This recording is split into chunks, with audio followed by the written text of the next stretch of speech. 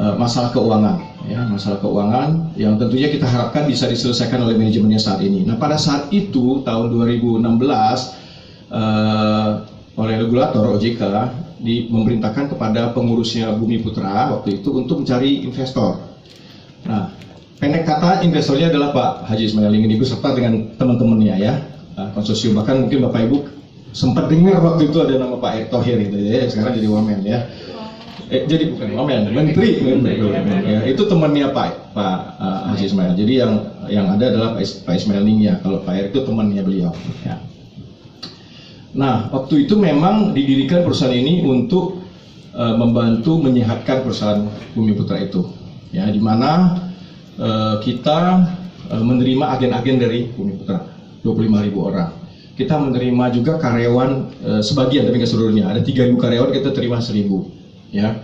Nah, kita menjalankan perusahaan ini, PT baru ini dengan profesional, ya, dengan manajemen yang baik, dengan tata kelola yang baik, supaya kalau perusahaan ini maju bisa membantu Bumi Putra.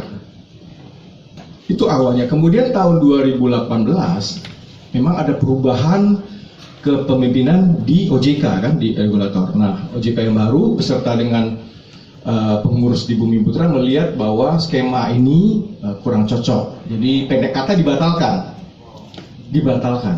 Sehingga mulai Februari 2018, ya, kita berjalan sendiri dan harus ganti nama, dan kantor-kantor kita pun kantor yang baru. Dulu kan kantor kita di Bumi Putra pada saat itu. Jadi mulai efektif Februari 2018, PT Bhinneka Life sudah tidak ada hubungan sama sekali dengan Bumi Putra. Tapi kalau memang tanya sejarahnya, ya memang awalnya seperti itu, kita didirikan untuk membantu, ya, untuk membantu menyehatkan, ya, dengan manajemen profesional, dengan tata kelola yang baik, dengan modal yang kuat. Nah, dengan diputuskannya hubungan itu, udah kita berjalan sendiri. Ya, modalnya sendiri oleh Pak Ismail Ning, ya, kita jalan sendiri gitu. Jadi kita tidak ada hubungan lagi sejak saat itu. Ya, mudah-mudahan jelas, ya. Terima kasih, Pak. Yakni di manakah dana yang kita masukkan dalam premi di BI Income Protection ini dikelola, gitu, Pak? Oh iya, itu. Jadi investasi, bagaimana Bhinneka Life mengelola dana premi yang diterima dari nasabah, ya. Pertama, kita punya komite investasi, ya. Komite investasi kita itu terdiri dari beberapa orang, termasuk saya, direktur keuangan kita, Bu Elvida, ya, dan juga ada manajer investasi kita, ya, Ibu Dia. Bu Dia sendiri itu lulusan yang namanya istilahnya WMI. Jadi untuk bisa sebagai manajer investasi di satu perusahaan asuransi jiwa harus ada sertifikasinya. Ya, jadi Bu Dia punya sertifikasi itu. Jadi ini dikelola oleh satu komite terdiri dari beberapa orang, terutama dari keuangan, kemudian manajer investasi, dan juga kita mengundang ada advisor kita, ya. Nah, memang ada pertanyaan apakah perusahaan ini bagian dari Sinarmas. Kalau kita lihat memang tidak ada pemegang saham Sinarmas, jadi Sinarmas bukan pemegang saham kita. Tapi hubungan kita dengan Sinarmas Group baik, ya, terutama di bidang Sinarmas Group yang bergerak di bidang keuangan, yaitu hubungannya baik, terutama dengan pemegang saham kita, sehingga kita sering mendapatkan dukungan, advice, gitu, ya, dan yang berkaitan dengan investasi juga.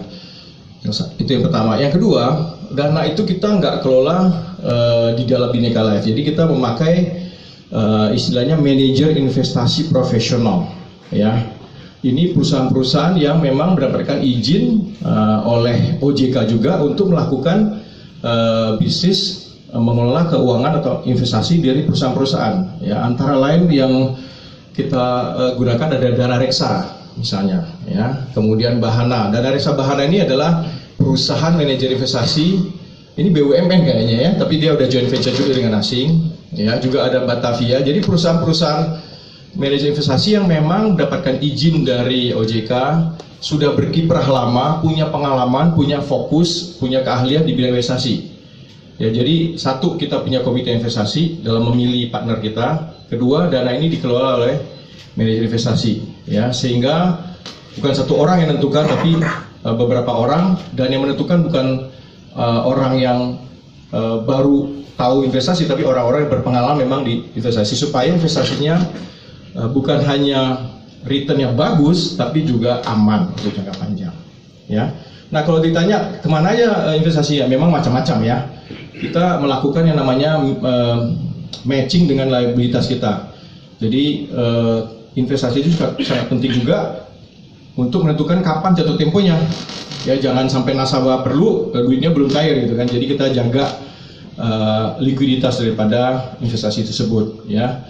Jadi bisa ada di SBN, surat utang negara, obligasi, ada di deposito sebagian, ada juga di saham-saham yang kita pilih dengan baik dengan bantuan manajer investasi ya. Jadi ada tata kelola yang baik dalam hal menangani investasi di BLI. Ya, terima kasih. Mudah-mudahan menjawab.